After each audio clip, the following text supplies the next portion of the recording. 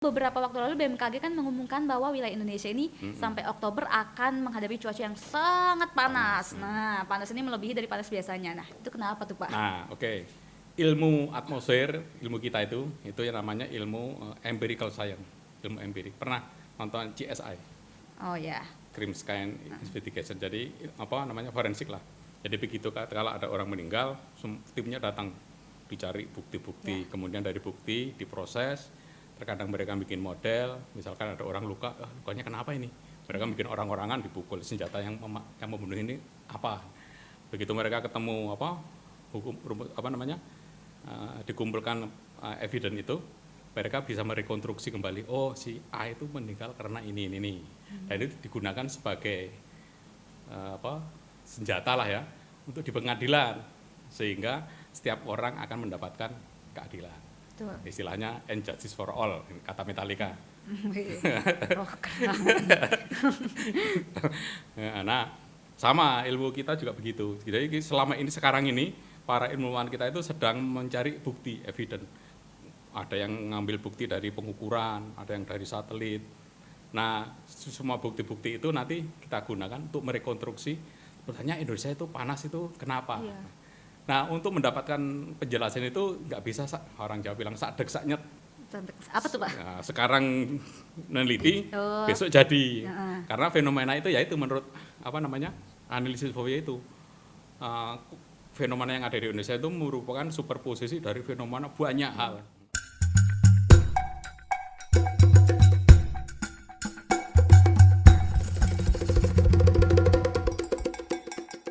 Hai Vivanians, Reta Putri dalam program The Interview Insight kembali menyapa kalian.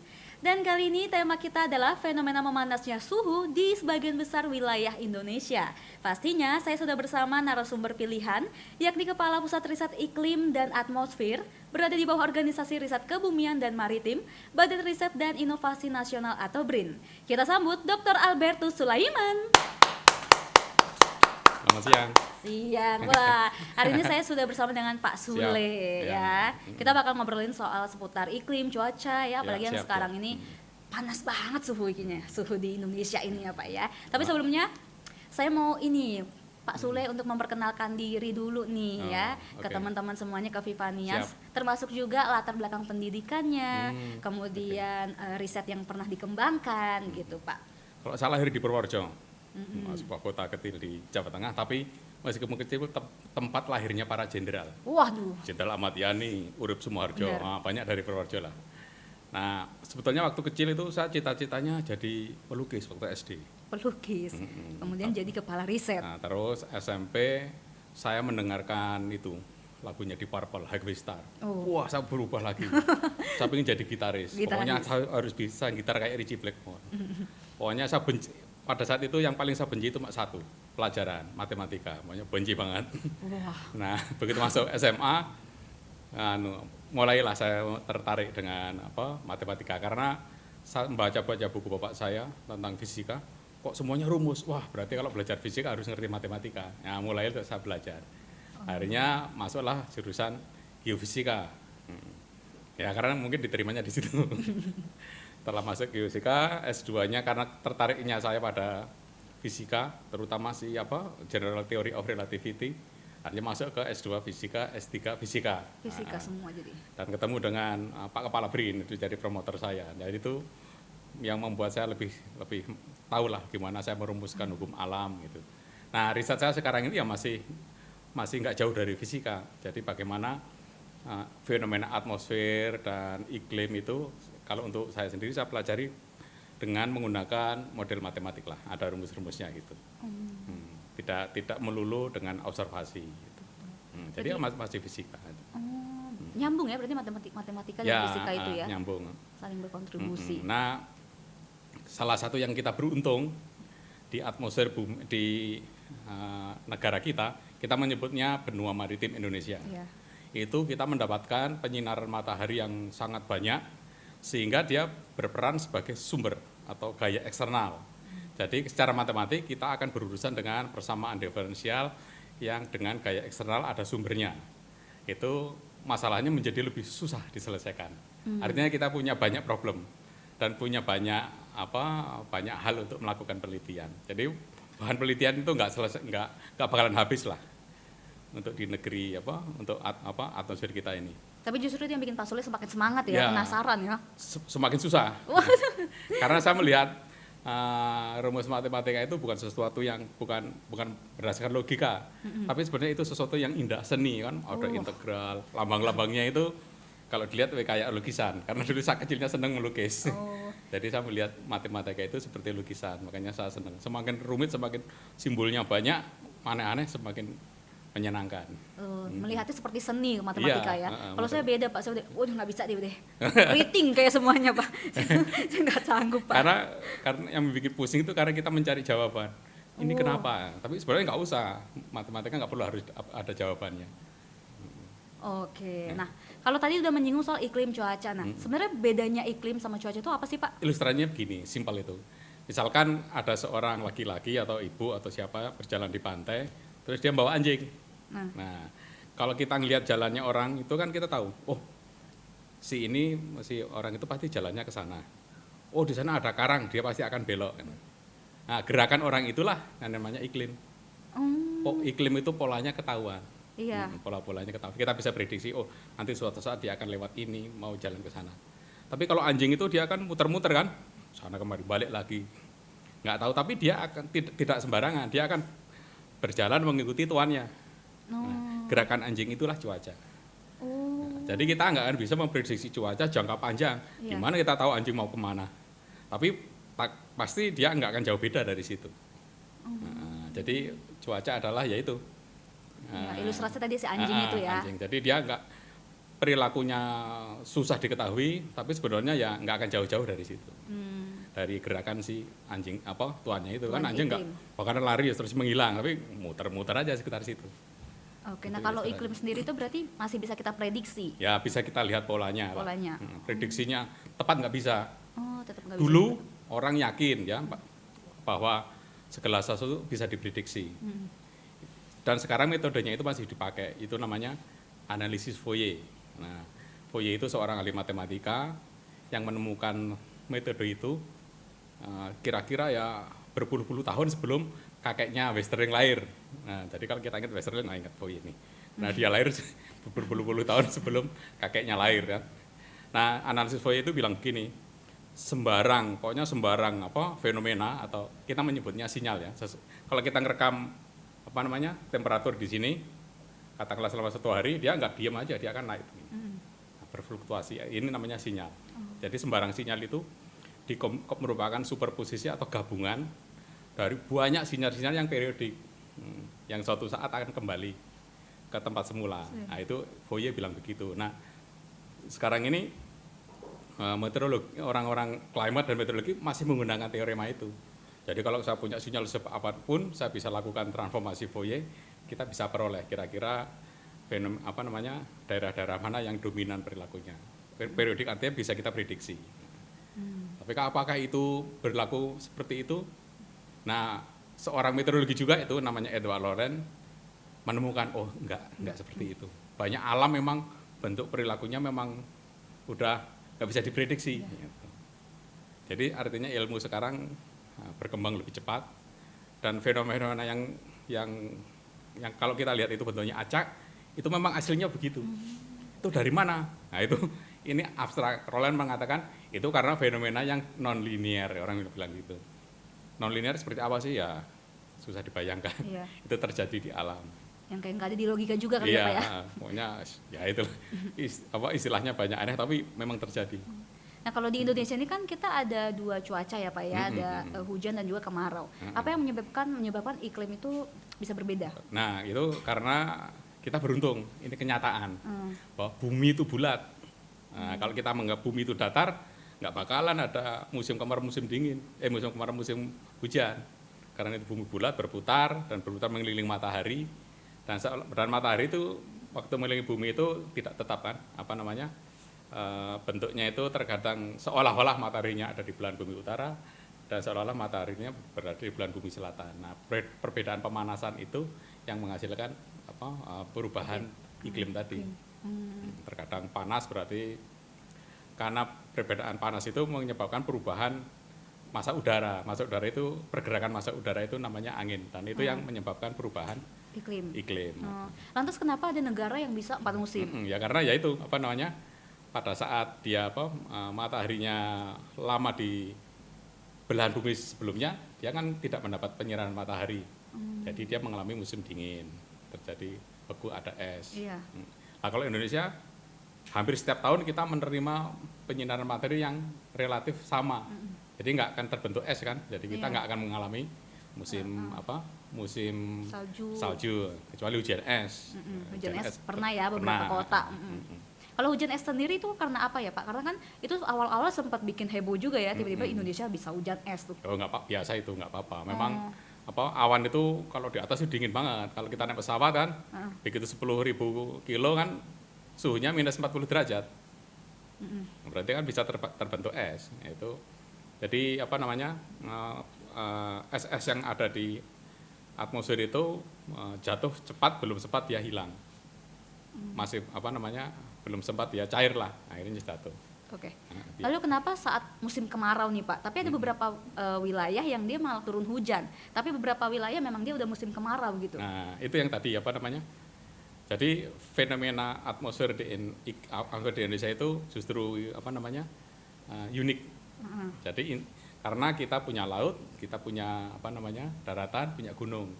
Nah itu kita punya apa fenomena yang orang punya intrinsik atau khas, itu namanya angin gunung dan angin darat atau namanya sea breeze. Dan itu selalu ada terus, selalu ada. Nah, makanya kita punya apa semacam kearifan lokal. Kan ada lagunya. Apa tuh? Waktu hujan sore-sore, kilat sambar pohon kenari, hujan pasti sore. Itu karena alamiah Indonesia begitu, sea breeze itu. Uap air karena di laut menguap masuk ke gunung, sore-sore dingin jadi hujan. Jadi fenomena dasarnya itu. Tapi karena ada angin monsun ya dari Australia ke Indonesia, dari benua Asia ke ini yang membuat fenomena dasar itu berubah. Jadi terkadang pas kita mengalami musim hujan, si sirkulasi itu terganggu sehingga tidak jadi hujan. Iya, berarti pergerakan begitu emang akan selalu siklusnya emang begitu Pak? Ya kita dinamika alam kita itu ya seperti itu. Kalau saya ingat kata-katanya ilmuwan Jepang yang udah 40 tahun meneliti atmosfer Indonesia, namanya Yamanaka Sensei, bilang fenomena lokal di Indonesia itu mempunyai mode yang tinggi atau dominan lah. Salah satu dominannya ya itu yang tadi sea breeze circulation. Apa karena mungkin lokasi kita juga ya yang ada gunung, ada laut dan lain sebagainya. Itu juga mempengaruhi. Mempengaruhi. Tekanan angin dan itu semua emang berhubungan ya Pak antara laut, gunung, lokasi gitu? Ya, angin kan terjadi karena ada beda tekanan. Tekanan terjadi karena ada beda pemanasan. Begitu ada beda pemanasan, massa air pasti bergerak. Dia akan cenderung menggerakkan yang tekanan tinggi ke tekanan rendah. Itu simpel, itu hukum Newton lah. Kalau belajar fisika hukum Newton. Tapi hukum Newton untuk atmosfer namanya berganti. Bukan hukum Newton, namanya menjadi persamaan Navier-Stokes. Ya. Banyak ya istilah-istilahnya ya Pak ya? Istilahnya banyak. Yang aku tahu juga kan BRIN mengembangkan modifikasi cuaca gitu ya Pak ya? Mungkin boleh dijelaskan seperti apa gitu dan contohnya? Ya intinya sih sebenarnya modifikasi cuaca bukan memodifikasi cuaca, tapi intinya dia mencoba, katakanlah ada gerombolan awan. Dia waktu teknologinya itu dia menyebarkan garam. Dengan harapan bahwa garam itu akan membuat partikel air itu berkumpul menjadi berat, begitu dia melebihi gaya apungnya dia akan turun. Turunnya uap air itu namanya hujan. Jadi modifikasi itu mengharapkan terjadinya hujan. Tapi apakah itu benar atau tidak ya kita berbicara masalah peluang ya. Ya peluang terjadinya bisa oke, bisa enggak. Gitu. Berarti tidak bisa dipastikan juga hasilnya ya Pak? Iya, tapi mereka biasanya sebelum kita melakukan modifikasi cuaca, kita mencari awan-awan yang potensi. Wah ini kira-kira bisa jadi hujan enggak. Tapi sebenarnya itu penting juga sih. Contohnya, misalkan kita nanti musim kering, terus terjadi kebakaran hutan, ya kita harus melakukan operasi itu meskipun apakah bisa jadi atau enggak, ya enggak masalah. Kan kita bicara peluang. Kalau kita tidak melakukan modifikasi cuaca kan tidak akan hujan. Tapi kalau kita melakukan modifikasi cuaca, ngirim pesawat, ya ada peluang lah meskipun 10%. 10% kan ada peluang. Nah, manusia itu hidup nyaman karena ada harapan. Nah, kalau kita menerbangkan pesawat, ada harapan, ada hujan. Jadi kita lebih tenang. Berarti dilakukannya dari atas langit ya Pak? Iya, berat itu. Pesawatnya begini-begini, nyebarin awan. Wah, nggak semua orang bisa, nggak semua orang berani. Itu awalnya gimana sih kok bisa tiba-tiba ada ide untuk bikin modifikasi cuaca? Oh, itu teknologi yang sudah lama, tahun 40 tahun yang lalu lah. Dan itu sebenarnya sudah bukan penelitian lagi, sudah operasional. Oh, makanya jadi, diteruskan ya? Iya, tapi menurut saya itu lebih cocok teknologi itu berada di BMKG kan. BMKG sudah punya banyak sekali instrumen, sudah punya banyak AWS, sudah punya banyak radar, jadi mereka sudah tahu kira-kira potensi awan yang bagus seperti apa. Jadi kalau mereka berada di bawah BMKG itu lebih gampang, lebih cepat operasinya. Oke. Tapi ada efeknya nggak sih Pak dari modifikasi itu? Ya tidak ada. Nggak ada ya? Kecuali kalau kita taburnya itu apa namanya, arsenum atau apa?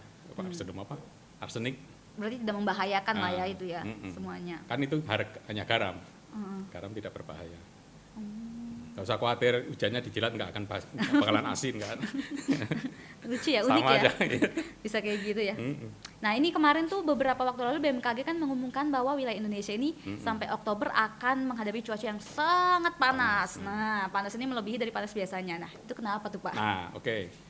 Ilmu atmosfer, ilmu kita itu yang namanya ilmu empirical science, ilmu empirik. Pernah nonton CSI? Oh ya. Crime Sky Investigation. Jadi apa namanya, forensik lah. Jadi begitu kalau ada orang meninggal, timnya datang dicari bukti-bukti, kemudian dari bukti diproses. Terkadang mereka bikin model, misalkan ada orang luka, lukanya kenapa ini? Mereka bikin orang-orangan dipukul, senjata yang membunuh ini apa? Begitu mereka ketemu dikumpulkan evidence itu, mereka bisa merekonstruksi kembali, oh si A itu meninggal karena ini. Dan itu digunakan sebagai senjata lah ya untuk di pengadilan, sehingga setiap orang akan mendapatkan keadilan. Betul. Istilahnya and justice for all, kata Metallica. Nah, sama ilmu kita juga begitu. Jadi sekarang ini para ilmuwan kita itu sedang mencari bukti, evidence. Ada yang ngambil bukti dari pengukuran, ada yang dari satelit. Nah, semua bukti-bukti itu nanti kita gunakan untuk merekonstruksi sebenarnya Indonesia itu panas itu kenapa. Iya. Nah, untuk mendapatkan penjelasan itu nggak bisa orang Jawa bilang sadek saknyet. Apa tuh Pak? Nah, sekarang meneliti, besok jadi. Karena fenomena itu ya itu menurut analisis Fourier itu. Fenomena yang ada di Indonesia itu merupakan superposisi dari fenomena banyak hal. Contohnya beberapa kejadian katakanlah hujan ekstrim yang di Jakarta tahun berapa itu ya, sama yang ada juga yang banjir yang di sekitar IKN itu bisa dijelaskan setelah beberapa tahun. Itu ada paper dari teman-teman kita, Sandro, terus Bu Anis, itu menjelaskan bahwa fenomena hujan ekstrim itu memang akibat dari interaksi antara gelombang ekuator, MGO, dan itu bisa dibuktikan setelah kejadiannya berlangsung lama. Nah, jadi untuk saat ini kita sedang bekerja, istilahnya forensik, kita sedang mengumpulkan data-data dan sedang merekonstruksi kira-kira fenomena itu apa. Ya mungkin tahun depan atau 2 tahun ke depan baru bisa ketahuan. Oh kita itu panas kenapa sih? Jadi saat ini belum ada jawaban. Berarti masih proses untuk penyelidikan ya ibaratnya ya. Dan itu ya itu karena analisis Fourier tadi itu mungkin ada fenomena yang jangka panjang yang belum tertangkap oleh oleh instrumen kita. Salah satunya kan kita menggunakan sebuah model numerik gitu. Kalau zaman dulu model numeriknya itu grade-nya besar. Dengan sekarang kita punya HPC, High Performance Computer, kita bisa membuat model numerik itu dengan grade yang jauh lebih kecil. Sehingga banyak fenomena yang tadinya tidak terungkap menjadi terungkap. Contohnya tentang adanya vortex atau Borneo vortex. Vortex itu sesuatu yang bergerak melingkar itu. Secara teori di ekuator nggak akan ada, kan gaya korelasinya kecil, tapi ternyata kok ada. Terjadi ya. Apa yang menyebabkan itu? Itu mungkin karena ketidakstabilan udara. Dan itu bisa terdeteksi karena kemampuan kita tadi, kemampuan komputasi kita menjadi semakin bagus. Sehingga banyak fenomena yang tadinya tidak terdeteksi menjadi terdeteksi. Dipengaruhi sama kemajuan teknologi Kemajuan juga teknologi, ya Pak ya? Nanti, Apa nih? kalau quantum computing ditemukan, ilmu meteorologi selesai. Oh, kenapa? Ya karena kita bisa menyelesaikan persamaan Navier-Stokes dengan grade yang kita mau. Mau 1 cm, mau 2 cm. Jadi kita udah merdeka lah. Tapi kan nggak mungkin secara cepat ya Pak ya? Ya nggak, saya berharap secepatnya quantum computing ditemukan. Kita nggak perlu punya HPC yang menghabiskan ruangan satu lapangan bola. Cukup pakai jam lah, bisa dihitung. Oke. Nah, kalau misalnya tadi ngomongin yang cuaca panas nih, untuk data-data yang sudah dikumpulkan, ada dugaan sementara nggak Pak? Ya, beberapa evidence bilang, oh ini ada terkait dengan aktivitas matahari. Itu yang segera dikerjakan dengan kerjasama antara tempat saya dengan Pusat Riset Antariksa kalau nggak salah ya. Mereka kan bekerja baik bareng. Oh ternyata aktivitas matahari juga berubah. Terus ya ada beberapa yang orang menduganya hot spell. Apa tuh? Hot spell kayak gerombolan hawa panas yang bergerak itu. Tapi yang yang tadi dibilang, yang di buku itu di media bilang ada gelombang panas itu bukan. Bukan, berarti dipatahkan ya? Kalau di negara lain memang terjadi karena daerah yangnya luas, ada gelombang panas kan istilah sebetulnya. Jadi ada hawa panas, massa air udara yang panas yang bergerak. Itu bisa istilahnya jadi gelombang panas. Tapi kalau kita tidak, karena kita banyak air.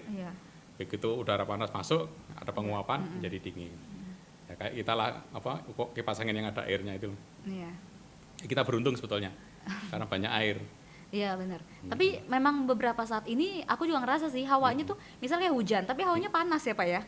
Oh iya, kan uap air termasuk gas rumah kaca. Begitu banyak uap air menutupin konsentrasi uap air tinggi, gelombang radiasi, gelombang panjang bumi kita itu kan memancarkan gelombang, namanya gelombang panjang. Karena kalau kita ukur gelombangnya lebih panjang daripada gelombang yang datang. Nah itu nggak bisa keluar, jadi kita hawanya sumuk lah orang Jawa, lebih panas ya. Oke. Nah kalau tadi bicara soal gerakan matahari yang banyak gitu ya, gerakan matahari yang aktivitas matahari. Nah itu kenapa sih Pak tiba-tiba aktivitas matahari ini bisa tiba-tiba yang secara lebih kuat gitu dibanding sebelum-sebelumnya? Nah kita tunggu penelitiannya Pusat Riset Antariksa. Mereka yang baru neropong matahari. Ternyata katanya ada banyak ledakan. Ledakan itu yang menimbulkan hotspot. Dan itu mengganggu cuaca kita. Ternyata matahari juga menyimpan banyak rahasia ya Pak ya? Matahari itu kan plasma, setiap hari bergerak, setiap detik bergerak. Tapi aku baru pertama ini sih ngerasain fenomena yang suhunya tuh panas ini. Iya. Beneran yang kayak kita udah di AC pun kayak hawanya panas gitu kan. Sampai semua orang panas-panas gitu. Termasuk sekarang juga sedang panas kan? Iya. Politik panas juga. Tapi wawancara bukan di sini, di sebelah. Yang setiap sore. Saya nggak mau nyinggung ke sana, Pak. Soal itu berat. Iya, pokoknya sempat serba panas di Indonesia saat ini ya, Pak ya. Ya dinikmatilah daripada kedinginan. Nah, kalau sekarang kita beralih ke El Nino sama La Nina ya, Pak ya. Nah, itu apa sih, bisa dijelaskan nggak kedua hal tersebut? Nah, itu gampangnya gini, kalau kita datang ke Samudra Pasifik, kita pegang itu airnya, ada beberapa yang panas, terus ada beberapa yang dingin. Nah, yang panas-panas itu membentuk suatu kayak kolom gitulah, panas semua. Terus ada sebagian yang dingin semua. Kalau kita ingin tahu kalau ingin tahu seberapa besar panasnya ya, kita harus jadi Gatot Kaca, terbang ke sana, pegang. Tapi sekarang kan nggak perlu, udah ada satelit, kita bisa ketahuan, oh daerah ini yang panas. Nah, dan gerakan dan kolom-kolom itu di Samudra Pasifik itu nggak diem, dia bergerak ke sana kiri kanan gitu. Nah pada bulan sekitar Desember itu si kolom panas itu berada di dekat Papua, sehingga daerah situ banyak penguapan, Indonesia akan terjadi musim hujan. Nah terkadang kalau bulan Agustus justru yang dingin, kita nggak punya banyak penguapan, tidak banyak hujan.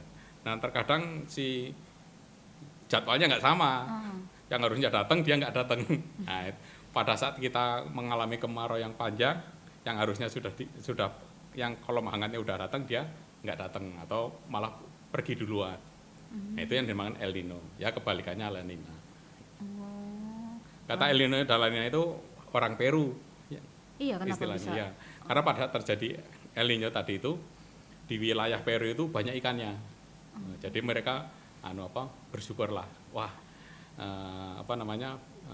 Tuhan Yesus datang memberikan rezeki gitu. Oh, jadi El Nino. Nah, disebut juga El Nino, anak laki-laki. Oh. Nah, ya lawannya kan La ya, Nina. anak perempuan. Ini bener gak sih, Pak? Ya itu ceritanya. Kalau kita lihat ini. Oh gitu, El Nino sama La Nina gitu ya. Kalau misalnya kita ngomongin soal penelitian ya, untuk BRIN sekarang nih, apa yang lagi difokuskan sama BRIN? Apa matahari tadi? Oh, untuk tempat riset. Pada prinsipnya kita meneliti bebas saja. Setiap peneliti itu punya komunitasnya sendiri, dan setiap komunitas itu punya hot topic. Sekarang itu ngetrennya kemana? Nah, kita sebagai peneliti ya mengikuti itu, mengikuti tren yang sedang berkembang saat ini. Kalau Bapak pribadi? Kalau saya sendiri lebih tertarik ke bagaimana merumuskan fenomena yang ada di benua maritim Indonesia atau di daerah ekuator bumi lah. Karena sampai sekarang belum banyak yang mengerjakan itu. Pertama, kekurangan kita observasi, kan kita ilmunya empirical science ya, jadi kita mau nggak mau harus observasi. Kita memang kurang karena rata-rata negara yang ada di ekuator itu kan negara yang miskin, tidak punya banyak uang untuk observasi. Dulu observasi kalau di negara sana kan udah orang Indonesia belum merdeka, mereka sudah meluncurkan balon radio sonde. Kita kan baru-baru sekarang ini. Terlambat ya. Ya, tapi waktu zamannya Hindia Belanda pernah beberapa kali orang meluncurkan radio sonde. Artinya daerah negara-negara di ekuator memang kurang pengamatan. Dan itu yang menyebabkan pengetahuan kita itu berkurang. Dan yang kedua yang lebih penting lagi, fenomena sendiri memang susah. Gabungan tadi antara sumber, source, terus ada sistemnya terbuka yang menyebabkan dia menjadi terdisipasi, bahasa kerennya disipasi, dan yang satu lagi ada nonlinear. Jadi kalau bagi saya punya persamaan matematik yang nonlinear, disipasi, ada external force dengan syarat batas yang dinamik. Nah itu susah. Tapi kalau kuantum computing ditemukan selesai itu. Saya nganggur. Kuantum lagi. Saya kembali lagi ke mimpi saya dulu. Jadi pemusik. Oh, bukan pelukis, Pak. Bukan. Pelukis kan sama kayak ini ya. Gambar wayang, saya bisa gambar wayang. Tapi tujuan penelitian itu sebenarnya untuk apa sih, Pak? Kenapa tiba-tiba Bapak pengen melakukan penelitian itu? Ya, pada hakikatnya penelitian itu hanya kita ingin tahu kebenaran. Konsep ya itunya bahasa kerennya lah. Tapi kalau bahasa gampangnya ya penasaran. Kenapa kok bisa begini ya? Gitu. Lebih ke penasaran. Lebih ke penasaran kok bisa terjadi begini. Tapi fenomena di dunia ini emang banyak ya, Pak ya? Ada nggak sih penelitian Bapak yang memang sampai sekarang tuh masih tidak ketemu gitu jawabannya? Ya itu, dinamika atmosfer itu. Oh, dinamika atmosfer ini. Yang persamaan itu udah belum ketemu semuanya. Hanya ada beberapa kasus khusus yang sudah ditemukan. Contohnya persamaan diferensial yang nonlinear yang sudah ditemukan solusinya itu, keluarlah satu jenis gelombang yang namanya soliton. Jadi penelitian sekarang yang saya lakukan, ya gimana caranya rumus-rumus tadi bisa berubah menjadi persamaan yang sudah kita kenal, yang menghasilkan soliton tadi itu. Gelombang kan biasanya kita kenal gelombang yang naik turun begini. Kalau soliton tidak satu gelombang yang dia tidak naik turun, yang bergerak sendirian, namanya juga solitary kan. Kalau kita main game solitan kan sendirian. Nah, itu sama. Itu sampai saat ini itu pengetahuan mutakhir yang tentang gelombang yang belum yang muncul gitu. Belum ada jenis gelombang yang lain lagi. Oh, masih yang itu lagi ngetren ya. Okay. Kalau di luar itu kan ya susah. Nanti saya nggak bisa menghasilkan paper. Nggak bisa menghasilkan penelitian. Kedepannya nih mungkin nggak sih ada sesuatu yang aneh nggak dari gejala-gejala sekarang nih, mungkin nggak udah diprediksi bakal ada fenomena lain gitu? Nah itu kita belum tahu ya kedepannya seperti apa. Tapi untuk saat ini masih yang suhu panas ini aja ya, Pak ya? Ya sekarang yang lagi ngetren. Suhu panas. Yang sampai sekarang juga kita belum tahu jawabannya.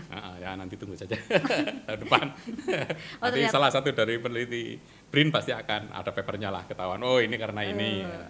Oh ternyata proses penelitian itu panjang ya, jadi Iya. misalnya kita mengalami sekarang, jawabannya tahun depan udah selesai dong Pak. Nah, iya, memang begitu. Tapi kan kita jadi paham. Oh Oh, terjadinya begini, begitu akan ada kejadian lagi kita sudah bisa udah tahu antisipasi. jawabannya adalah di masalah itu.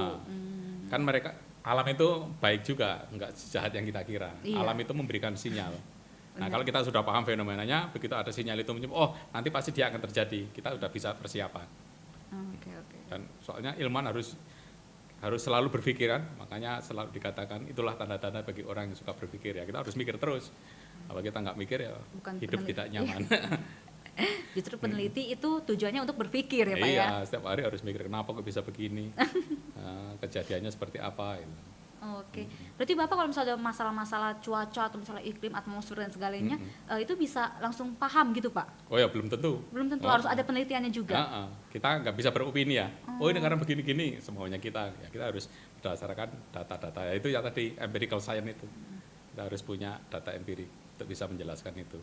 Oh data-data itu didapat dari observasi juga? Ya observasi kita masang alat dari satelit, dari merunning model tadi.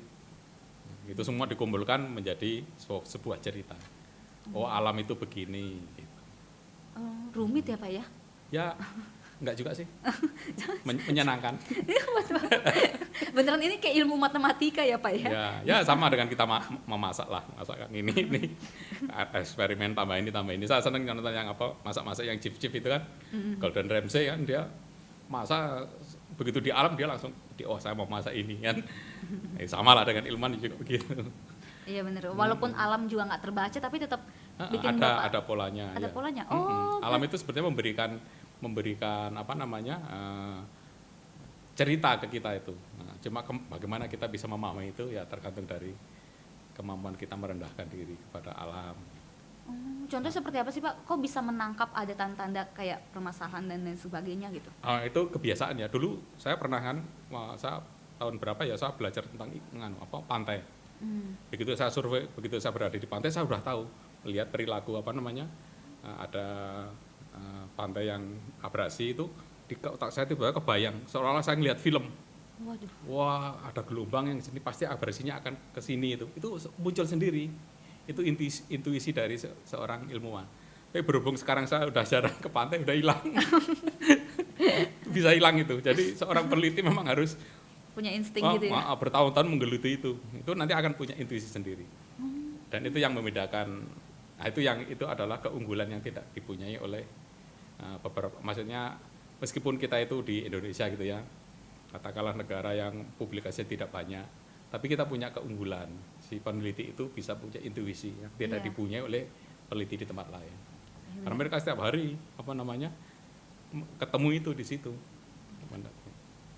Soalnya kalau peneliti yang kayak atmosfer gini ini kan tidak bisa terbaca ya Pak ya, maksudnya tidak bisa kita tangkap dengan secara jelas gitu, harus kayak ada intuisinya, ada data-datanya. Itu perlu, mereka harus sering ke lapangan, sering melihat, merasakan hembusan udara. Itu nanti ketemu sendiri, punya intuisi lah. Oh alam ini karena begini, kemungkinan terjadi gelombang ini. Itu kalau yang top itu tahu itu. Bencana-bencana itu juga disebabkan karena termasuk yang ahli bencana itu akan tahu. Oh sebentar lagi ya keperasaan itu akan longsor nih. Kemungkinan akan jadi gempa. Orang-orang top itu akan punya feeling itu. Oke. Tekanan-tekanan angin itu juga menyebabkan yang bencana-bencana kayak longsor dan lain sebagainya itu? Bukan gitu. Bukan? Banyak hal lah kalau soal bencana. Sebenarnya negeri kita itu mempunyai keunggulan komparatif lah, yaitu disaster, bencana itu. Bencana itulah yang sebenarnya yang tidak dipunyai di negara lain, dan itu menjadi sumber penelitian yang luar biasa. Kalau sebagai kepala pusat riset nih ya, Bapak harapannya apa nih terhadap riset-riset di bidang iklim dan atmosfer Indonesia ke depannya? Ya intinya saya pinginnya kita menjadi center of excellence dari dinamika penelitian tentang dinamika di ekuator. Negara ekuator itu mana saja? Kan yang paling top ya Indonesia doang kan. Kalau kita lihat peta bumi, lainnya nggak ada itu. Nah, kita harus menjadi pusat kebudayaan atau pusat pengetahuan tentang dinamika iklim di ekuator. Itu selalu saya tekankan. Karena kelihatannya sih oke lah ya, banyak peneliti kita sekarang yang semangat lah mulai rajin meneliti tentang ya dinamika terutama di benua maritim Indonesia ini. Dan kita juga tidak bekerja sendiri, kita juga bekerja sama dengan ya istilahnya diaspora. Jadi peneliti kita yang ada di luar negeri itu bekerjasama dengan kita, ayo kita meneliti bareng-bareng gitu. Kan kalau dulu susah, sekarang kan gampang kan komunikasi sekarang pakai WA cepat dan gratis itu, nggak banyak keluar biaya. Oke, ternyata ada kerjasama juga sama pihak luar ya, untuk memecahkan masalah-masalah walaupun itu di Indonesia masalahnya. Kita juga kerjasama dengan beberapa peneliti di dunia lah yang top itu. Dan kita sekarang posisinya sudah sudah nggak kayak dulu lah, kita sudah mulai setara. Kalau kita nulis paper ya nama kita udah di depan, kalau dulu paling belakang lah, orang bilang angka ikut, bawang kotong kalau Bang Jawa. Sekarang enggak, kita yang mikir duluan. Itu sudah mulai, dan kita sudah dengan skema yang diberi itu kita sudah punya modal. Jadi sekarang kita bisa membiayai orang untuk bekerja di sini melalui skema visiting scientist, postdoctoral. Gitu. Jadi kalau kita hadir di konferensi kita udah pede. Sekarang aku bisa bayarin gue loh. Iya, kayak dulu kalau dulu kita begini, kita sekarang udah begini. Udah punya power ya Pak sudah ya sekarang power, ya. Itu ada skema yang membuat kita itu sudah bisa ngasih duit lah. Gitu. Oke, karena hasil penelitian yang udah akurat juga ya. Nah, kalau kita nggak dapat postdoc berarti penelitian kita belum bagus, makanya tantangan kita. Kalau kita penelitiannya bagus pasti banyak orang yang mau datang. Aku belajar dong, risetnya apa saya ikut, menarik, risetmu menarik saya ikutan gitu. Itu udah alamiah di dunia pengetahuan itu begitu. Oh, pesan Bapak buat peneliti-peneliti nih yang sekarang mungkin dia lagi berusaha pengen menjadi bapak mungkin. Banyak lah yang lebih hebat. Sekarang kan udah banyak ya yang daya tariknya tuh ke penelitian-penelitian gitu ya, melihat kesuksesan orang-orang yang sebelumnya gitu. Pesannya apa nih buat mereka? Nomor satu itu meneliti itu seperti kalau kita nggak peneliti itu pekerjaan nggak akan suka. Tapi kalau kita melihat penelitian itu sebagai sebuah karya seni pasti senang. Sama lah dengan pemusik, pemusik kan berkarya kan senang. Jadi sesuatu dijalankan dengan senang, dengan passion yang tinggi, itu pasti jadi bagus. Jadi biarlah nanti orang yang tertarik dengan ilmu pengetahuan itu tidak semua orang sih, akan ada orang yang memang jiwanya terpanggil untuk itu. Oh iya benar, nggak bisa dipaksakan juga. Iya, nggak apa-apa. Cuma 1 dari 100 ya nggak apa-apa, tapi 1 itu benar gitu. Pokoknya ilmu riset itu jangan dianggap sebagai pekerjaan untuk dapat duit, tapi lebih ke panggilan jiwa. Itu hasilnya akan berbeda. Lebih ke pola pikir lah ya, bagaimana untuk menjalaninya. Menjiwainya. Sama ya dengan pemusik. Kalau pemusik memang karena senang, karyanya kan sampai sekarang lagunya didengar enak. Tapi kalau hanya sekedar yang penting dapat duit ya cepat hilang, lagunya cepat hilang. Bukan untuk adu gengsi gitu ya, seorang peneliti itu ya. Karena emang susah ya Pak ya. Ya harus mikir setiap saat sampai ngimpi. Kalau kita sudah tidur ngimpi riset kita itu beneran udah jadi peneliti itu. Sering mengalami itu Pak? Ya banyak itu. Peneliti yang benar pasti itu sampai ngimpi-ngimpi lah. Tapi nggak mau berhenti gitu ya? Ya itu memang kesenangan. Ya, kesenangannya mikir. Hidup ya begitu.